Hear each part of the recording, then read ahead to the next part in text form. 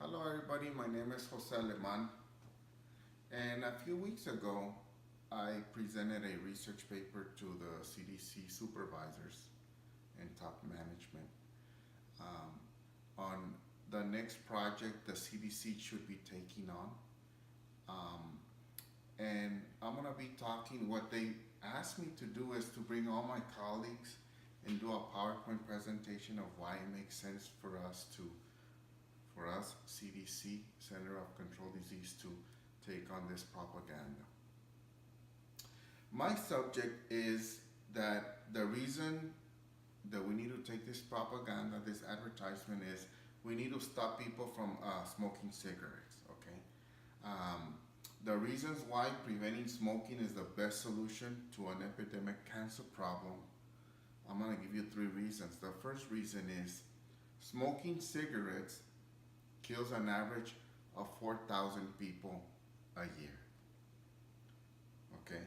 Smoking cigarettes that cause cancer kills almost 500,000 people a year. Now, do I have your attention now? Another one of the reasons that we should take on this propaganda is that an average of $100 billion a year is spent on cancer related diseases, okay? And guess who's paying for all this money, all this healthcare? We as taxpayers are paying, because a lot of the people that are getting treated for cancer, they don't have the resources to pay for it. Okay, so how are we gonna reach people? The best way to reach people nowadays is through media, okay?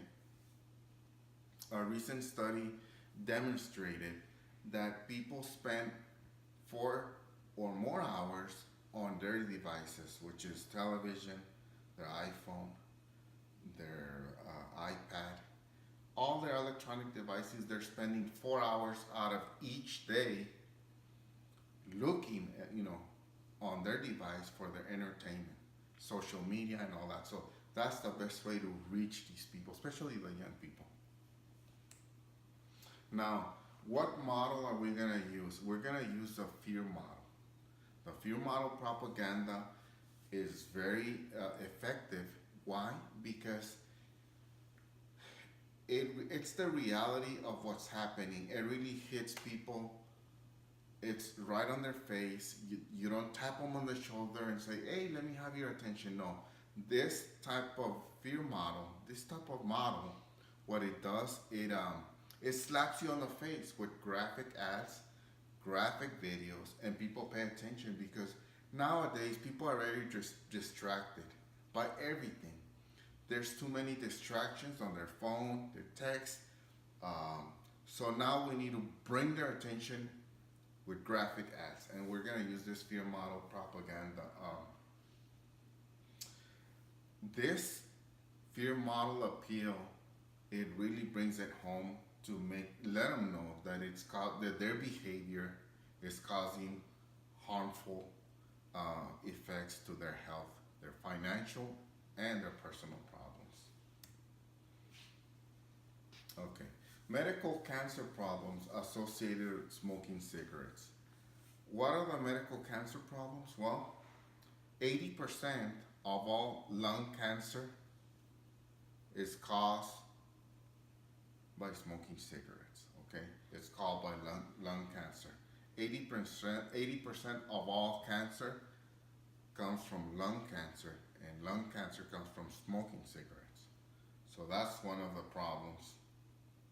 Lung cancer is the leading cancer deaths in both genders, and the graphic ads about smoking is the main contributing factor to reduce smoking among teenagers.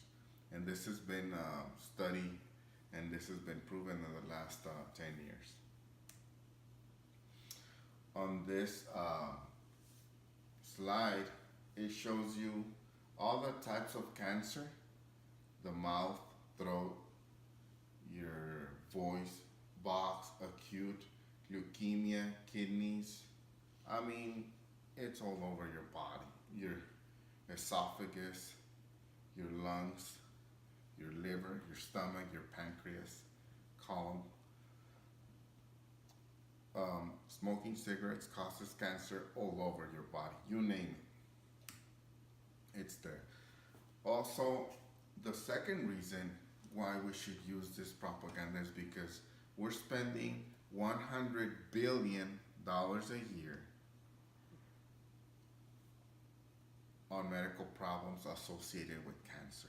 Okay, $100 billion a year, and we're all paying for it. Like I said before, as a taxpayer, we're paying for those people that don't have the health care that they need, and they get free health care, and we're our taxpayers. We're covering that bill.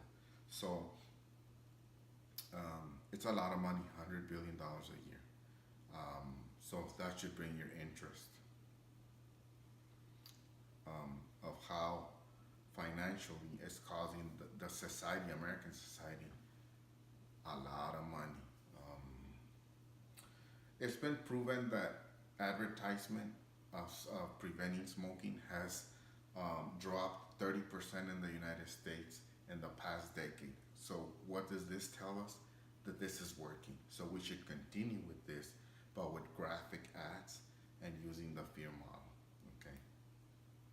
Now you might say, well, it's people are gonna do what they're gonna do. They're gonna continue smoking. It's their body. It's their right. Well, yeah, but we're all paying for it, okay? Now, when I'm paying for someone else's problems, cancer problems, then I should do something about it. So it's something to think about. The third reason why we should take on this propaganda is because we're gonna help these people at their personal level. We're gonna help with their families. A lot of the people that smoke cigarettes, their body stinks, their breath stinks. They have family issues. They're not very welcome among people that don't smoke because they always stink. They always smell bad. So we're gonna use them at their personal level too. Statistics indicate that 9 out of 10 teenagers they began to pick up the addiction before the age of 18. So our intended audience is those people that are before the age of 18. Okay. And another study indicated that 98% of children wish that their parents would not smoke as it made them feel pretty ill. So, Center of Control, Center of the Disease Control, we should take on this propaganda. I hope that my presentation was persuasive enough to make you think why we should take on this propaganda, why we should do this advertisement, because it just makes sense. It brings a lot of benefits to all of us, taxpayers, children, young people. Like I said, for healthcare reasons, financial problems, and at their personal level,